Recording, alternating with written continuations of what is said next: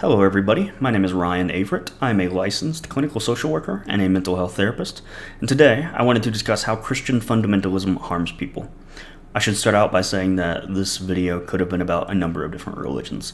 This could have been about how Islamic fundamentalism harms people, or about how Judaic fundamentalism harms people. The only reason I'm focusing specifically on Christianity today is because I grew up in the Bible Belt, southern Louisiana, and I'm familiar with the culture and teachings surrounding Christianity, so I feel comfortable talking about Christianity specifically.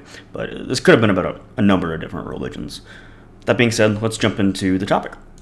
How Christian fundamentalism harms people. A couple disclaimers right off the bat. This video is not an attack on all Christians or spirituality in general. I'll focus on how certain teachings, interpretations, and cultural practices within Christianity can negatively impact mental health. Many people find a lot of comfort, community, and resilience in their beliefs, and I fully respect that. My goal here is to highlight patterns I've seen supported by my lived experience and my clinical work where specific doctrines can cause harm. If Christianity has been a positive force in your life, this video is not meant to dismiss that. The topics we'll dig into today, I'll talk about my upbringing and experience with Christianity. Then I'll dig into some of the concepts that I believe cause harm, like original sin, hell and eternal punishment, purity culture, faith versus doubt, suppression of authenticity, and isolation. Starting out, I want to talk about my upbringing and experience with Christianity. So I grew up in a Southern Baptist home initially.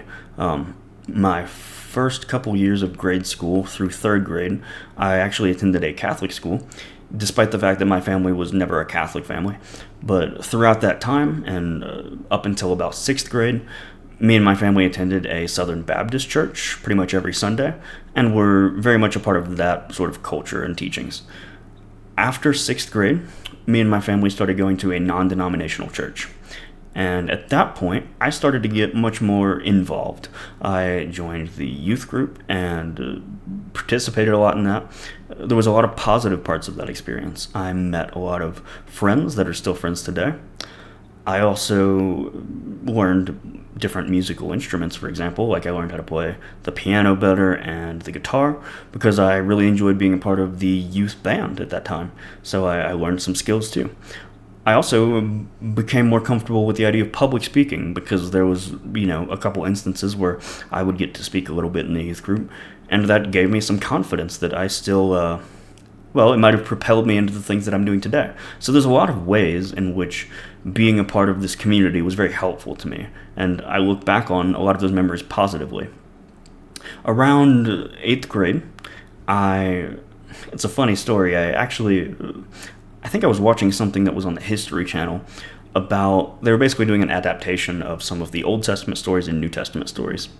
And at the time, being very steeped in Christianity and in the youth group I was a part of, I sort of felt a calling after watching one of those to start a Bible study at my public school. So at that time, we started basically at lunchtime for school. I started doing little mini sermons to anyone that would listen.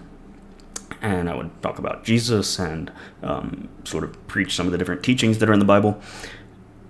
And I was very much into it, and I continued that through 9th grade, I believe. Each week I would talk a little bit about what different teachings there were. I'm sort of surprised that anyone actually came and listened to me, but people did. I had maybe 10, 15 people that would show up each week and listen to me talk about it.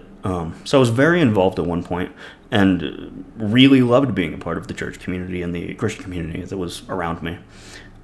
Around, I'll say age 16, 17, I started to ask a lot of questions to people in my family, to church leaders, that I feel like I wasn't getting good answers to. And because of that, through a process of a couple years of asking questions, feeling like I wasn't getting great answers to them, and also exploring some other opinions that people had that weren't necessarily in my immediate community, eventually I came to the conclusion that I'm an atheist. And a lot of Christians ask questions and want to dig into things, and through their process of getting answers to those questions, they remain Christian. So not everyone goes down the same path I did, obviously. But for me, what happened is that I became an atheist through feeling like I wasn't getting substantial answers to the questions that I was asking. So that's a little bit of my story, my upbringing, and what that looked like for me. Now let's jump back to the PowerPoint. I want to discuss some of these questions that came up for me and some concepts related to fundamentalist Christianity that I believe cause harm. Starting out, I want to talk about the idea of original sin. In the Bible, in Romans chapter 5, verse 12, it says, "Therefore, just as through one man sin entered into the world, and death through sin, so death spread to all mankind, because all sinned." And this is one of the common scriptures that people will bring up whenever they talk about the idea of original sin. Amongst people who have fundamentalist Christianity, there's an idea that, okay, Adam, at the beginning of time, right, Adam and Eve, Adam ate from the apple, and because he sinned, all of his descendants, who is believed to be everyone who lives, is fundamentally a sinner. And we can reach salvation through different ways. There's different denominations that teach different ways to get salvation. It's called soteriology. But basically, if you're a person and you've never gotten salvation in some sort of way, then at your core, what you are is a sinner. And that's who you are. I think that this doctrine is harmful. I think it leads to an internalized sense of being quote-unquote bad or broken at your core, and it can also link to chronic shame, low self-worth, and excessive sort of perfectionism that's unhealthy. So ultimately, the idea with this slide and this concept is that I believe telling people that at their core, what they are is a sinner and a bad person is harmful. And to the extent that that is preached by fundamentalist churches, I believe that that's wrong and unhelpful and harmful. The second idea that I want to focus on is the idea of hell and eternal punishment. So there's two scriptures on the screen that sort of describe hell. Mark chapter 9, verse 43 says that hell is a quote-unquote unquenchable fire, and that God will quote-unquote destroy both soul and body in hell. There's a couple other scriptures that describe what hell is like, but these are some commonly referenced ones. So there's the idea here that if you're a person, and like we said, you've got your original sin, if you don't reach some sort of salvation, then what you deserve is eternal hell. There are different Christian denominations that feel differently about this. For example, there's some denominations that believe in the idea of purgatory, which there's a middle space between heaven and hell that many people go to before going to heaven and hell. But most Protestant denominations simply believe, okay, once you die, you either go to heaven or you go to hell. And if you don't have salvation, then what you do is go to hell. And this seems excessive to me if you believe in a God who's all-loving. I think it's bizarre that finite crimes can be punished by infinite torture. So, at its core, I believe that this idea is harmful. I believe it creates a fear-based spirituality where people are only professing to believe in God because they fear what would happen if they didn't. They fear the eternal punishment and torture in hell. And it can also contribute to religious OCD and pervasive anxiety. On the note of religious OCD, I want to talk briefly about a patient I had one time. So this patient, and I will leave out identifying information, but she basically was a young female, and she had religious OCD. Her primary concern, the whole reason why she was seeking out mental health treatment, is because she would do things that she perceived to be a sin, and then feel immense guilt and depression based on that. So for example, she might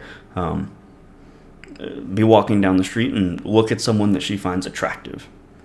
And then it would pop up in her head like, oh my gosh, I'm lusting for somebody outside of the context of marriage, and that's a sin. So I could easily be going to hell. And this whole idea of hell and the potential of her burning in hell forever tormented her. So for her, this whole idea of hell as an eternal punishment was nothing but harmful. And it only led to mental suffering. And even though she might be an extreme example, I think this is very common that people, needlessly suffer because of a fear of going to hell. So ultimately, I think this is inconsistent with the idea of an all-loving God, the notion of hell and eternal punishment, and I think it's harmful at the end of the day. Another concept that I believe causes harm within Christian fundamentalism is the notion of purity culture. On the screen is a scripture that outlines what should happen to a young woman if she's found to not have her virginity at the time of her marriage. It says, "But if this charge is true, and they did not find the girl to have evidence of her virginity, then they shall bring the girl out to the doorway of her father's house, and the men of her city shall stone her to death, because she's committed a disgraceful sin." That's Deuteronomy chapter 22, verses 20 and 21. And there's many other scriptures out there that outline what the punishments should be for whatever this fundamental Christianity believes to be sexual sins. As another example, I've talked to many people who've had a very similar experience, and it's kind of shocking to me how many women I've talked to who've heard this exact same thing preached to them in different contexts. So I've heard this story from one person who went to a church camp, and there was a breakout group where only the young women were talked to. I've heard this story from another person who was told these teachings from her Catholic church. So basically, this is the story.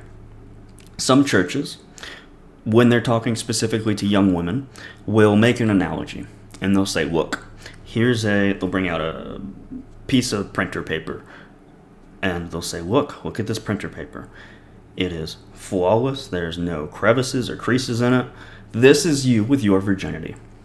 And if you decide to have premarital sex, and then they'll crumble up the paper and try to make it sort of flat again, right? They'll sort of fan it out against a desk or something, and they'll say, look at this crumbled up piece of paper that we try to make perfect again. This is you if you decide to have premarital sex. If you do that, you will never be the same. You will always have imperfections because of the sin that you've committed. I believe that that's a disgusting way to talk to young women. I think that these sorts of ideas, these scriptures we talked about, the analogy I gave, lead only to sexual repression and shame around what are natural desires. And long term, it can lead to more relational and intimacy issues. Like, even if you're in the confines of a healthy, loving marriage, but this person has shame related to premarital sex that they had prior to the marriage, that's going to color the relationship and bring in these intimacy issues. So this whole doctrine of, well, if you have premarital sex, you're unclean or impure, or if you do other things that the Bible considers sexually impure, that you're an impure person, and that's who you are. That's your identity. All of that seems very problematic, unhelpful, and ultimately harmful. So this is another concept that clearly causes harm in the context of fundamentalism in Christianity. Another concept that I believe causes harm is the dichotomy between faith and doubt. Proverbs chapter 3, verse 5 says, "Trust in the Lord with all of your heart, and do not lean on your own understanding." James chapter 1, verses 6 through 8 say, "The one who doubts is like the surf of the sea, driven and tossed by the wind. For that person ought not to expect that he will receive anything from the Lord, being a double-minded man, unstable in all of his ways." I believe that this is harmful at the end of the day. I believe that doubt or skepticism is a virtue. And just leaning on what other people tell you to be true and accepting that is true just because someone else told you that is harmful. That's certainly going to lead to a lot of harm happening at the end of the day. Framing doubt as a sin limits curiosity and personal growth, and it can cause internal conflict and distrust of one's own critical thinking. And skepticism and challenging beliefs is sort of the whole basis of the scientific method, right? There's a claim, and we want to test and see if it's true. So we're going to look for evidence. We're going to conduct some sort of experiment that will lead us to evidence. And if we find evidence, then we'll accept the belief. And if we don't find the evidence, then we'll reject the belief. This is at the cornerstone of critical thinking, and I think it's harmful to discourage curiosity, questioning, doubt, and skepticism. So that's certainly a way in which having a blind faith causes harm. Another example of how Christian fundamentalism can cause harm is the suppression of authenticity. And there's various examples I could pull from where fundamentalist teachings suppress people's authenticity, but I think the most obvious example is the example of gay people. Leviticus chapter 20, verse 13 says, "If there is a man who sleeps with a male, as those who sleep with a woman, both of them have committed a detestable act. They must be put to death. They have brought their own deaths upon themselves." And Leviticus 18:22 says, "You shall not sleep with a man as one sleeps with a female. It's an abomination." Now, there are different angles at which fundamentalists will treat gay people. One thing they'll bring up is, people choose to be gay. That's something that I've heard many times before. That whole idea is completely baffling to me. I am a straight male. I have my wife. I love my wife. I could not imagine choosing to be gay. I don't think anyone chooses their sexuality. It appears to me that this is something that you're born with. And anyone who believes that you can choose your sexuality, that seriously makes me wonder if that person might have gay urges themselves and chooses to suppress that, and tries to not act on that. But the whole idea that you could choose if you're gay or choose if you're straight seems bizarre. I don't think I could ever choose to be gay. Now, and then, so some people will take another angle. They'll say, well, nobody chooses to be gay, but if you're gay, you should not do gay things, which is in line with the scriptures that we just read. The scriptures don't say it's a sin to have gay thoughts. It says it's a sin to do gay things. So these people will say, look, if you're gay, just don't do gay things. You should marry a woman, or, if you're a man, you should marry a woman. If you're a woman, you should marry a man, and live a straight life, even if that's not in line with your natural desires. And that seems absolutely bizarre to me. I can't see any harm in two consenting adults engaging in an action that causes no harm to other people. So this whole idea that people need to act in line with a sexuality that isn't natural to them seems completely bizarre to me.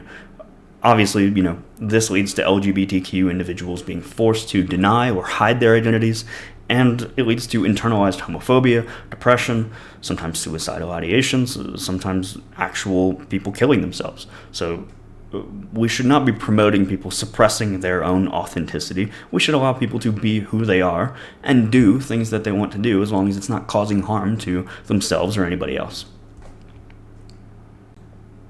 The last concept that we'll focus on today is the concept of isolation. 2 Corinthians chapter 6, verse 14 says, "Do not be mismatched with unbelievers, for what do righteousness and lawlessness share together? Or what does light have in common with darkness?" And the King James Version, instead of saying mismatched with unbelievers, uses the phrase unequally yoked. So there's this whole idea that, if you're a Christian, don't spend a whole lot of time with unbelievers. You could be corrupted by them. You should be spending your time with other Christians. And this is completely contrary to my own experience. Like I said, around the age of 16, 17, I began to ask different questions. And I think that was largely informed by being exposed to different ideas that exist. And everyone should be exposed to different ideas. That is a test for what good ideas there are. Like if you have a set of good ideas and you're exposed to negative ones, and you have some internal consistency, you'll stick with the good ideas. But this teaching says, do not be mismatched with unbelievers. Do not spend time with them. For what does light have in common with darkness? So I believe that this promotes cutting ties with non-believers. It seems to say that. And it obviously limits people's support system and increases loneliness. If we know anything from research on depression, we know that increased loneliness correlates with depression. And I believe there's a lot of research that indicates that connection, like human connection, feeling connected to other people, is one of the best preventative measures for depression. So obviously, if a doctrine is telling people to not associate with other people that think differently than them, that's going to limit our support systems and increase depression in the long term. So that's why I believe that this sort of promotion of isolation is harmful at the end of the day. So that's about all I wanted to say on this topic. I appreciate anyone who's made it to the end of the video, and if you have any comments, feel free to leave them down below if you have any thoughts. Thank you for watching, and I hope you have a great rest of your day. Take care.